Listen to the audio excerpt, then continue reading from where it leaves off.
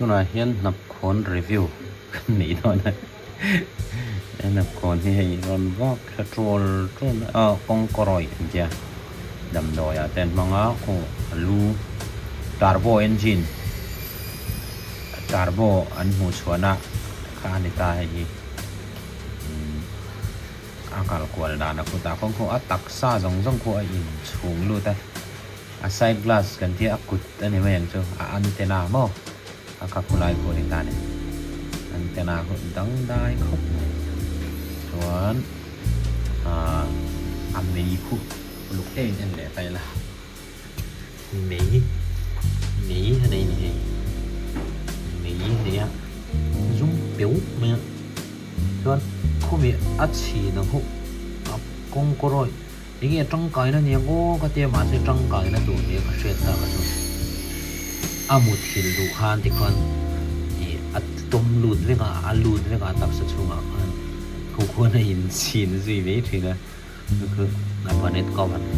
là bù công khai còn in thì hiện là phụ nữ sản xuất là ăn tiền về không không phụ nữ sản xuất là nhìn đều phụ nữ ăn lẩu mà ông phụ nữ ta ăn in chung hay là tôm luôn ta rồi khu phố này in chín duy tao mấy chuyện à những trong cái những lệ tất cả đầu tiên mà sẽ là trong cái video mấy chuan ôi ông lâu tiêu cho hay hiện ai chẳng dọc tịt khai thế này tịt cho con xem à sẽ là kiểu khoan y về lắm mình hay hiểu nó mà có về tất cả này để chân chân là thiên thiên xiêm rau quỷ gì đắng gáy rau quỷ tệ mình về mình cái rất này quỷ tê tê mình về là lù ta về khát chứ còn khủng lúa hay lù ta lầu vác chuột suốt cả phu dốc mẹ một chút chuyện làผมvề đâu thì ngay na lù tục là ngay na thâu mà xe thì lùng xuống là thì hiện ăn ổn trâu thâu mà xe khát tiền về đâu nhỉ chú không trên khát tiền đầm đồi ăn tiền ấy à khát là đầm đồi ăn tiền ấy à mà sẽ cái chú tiền này ai chôn đầm đồi cho tập mấy khát tâm à trên chú cái đủ rộng lưu mà cái này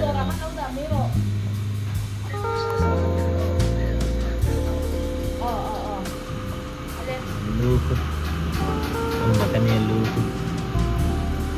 aku ta sek letup ku ta kom mit nyom ta kom kling thadu per le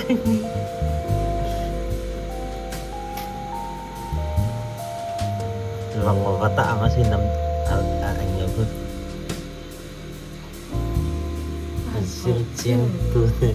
sir chiang tu thi om se thiếm đấy nên làm chuyện thì sẽ gặp tiếc không ấy